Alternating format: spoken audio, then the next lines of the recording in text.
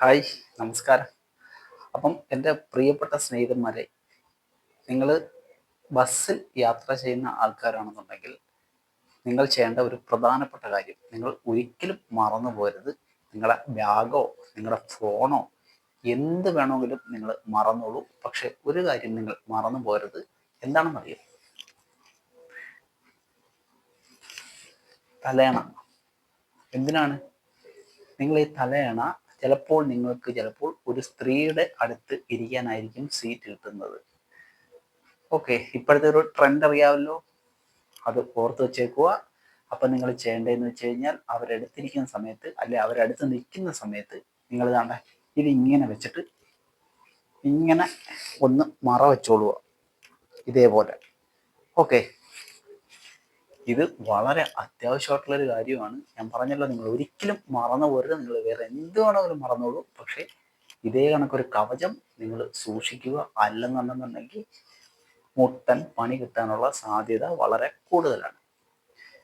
ഇപ്പൊ തന്നെ നമുക്കറിയാം, ദീപകിന്റെ പ്രശ്നം സമൂഹ മാധ്യമങ്ങൾ എല്ലാം ഏറ്റെടുത്തു കഴിഞ്ഞു. എല്ലാ സോഷ്യൽ മീഡിയകൾ ഏറ്റെടുത്തു കഴിഞ്ഞു.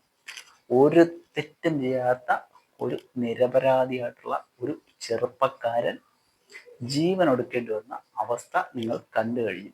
ഒരു കാര്യമില്ലാത്തൊരു കേസ്.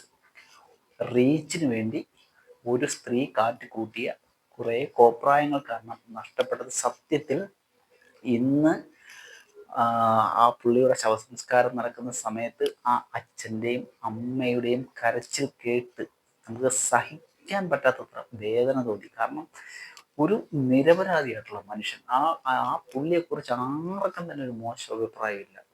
നമ്മൾ ആ വീഡിയോ സൂക്ഷിച്ച് നോക്കിയാൽ കാണാം ആ ഒരു സ്ത്രീ കാണിച്ച ചെറ്റത്തരം എത്രമാത്രം ആണെന്നുള്ളത്. ഓക്കെ, സ്ലോ മോഷനിൽ വീഡിയോ എടുത്തുകൊണ്ട്, വെറും സെക്കൻഡുകൾ മാത്രമുള്ള ഒരു വീഡിയോ സ്ലോ മോഷനിൽ ക്രിയേറ്റ് ചെയ്തുകൊണ്ട് പാവം പിടിച്ചൊരു മനുഷ്യനെ ക്രോശിച്ചു. അവസാനം എന്താണ് സംഭവിച്ചത്? ആ പാവം മനുഷ്യന്റെ ജീവൻ പോയി. ഇവർക്കൊക്കെ തൃപ്തിയായോ? പെണ്ണുങ്ങളെ എല്ലാവരെയും നമ്മൾ മോശക്കാരാക്കുകയല്ല. എന്നാൽ ഇപ്പോൾ നടക്കുന്ന ഒരു പ്രധാനപ്പെട്ട ട്രെൻഡാണിത്. Okay, viral trend. അപ്പൊ ചെന്ന് തല വെച്ച് കൊടുക്കരുത്. തല വെച്ച് കൊടുത്താൽ ഒരു രക്ഷയുമില്ല, നാറും. അവസാനം ആത്മഹത്യ ചെയ്യേണ്ടി വരും. അപ്പം എല്ലാവരും ജാഗ്രത.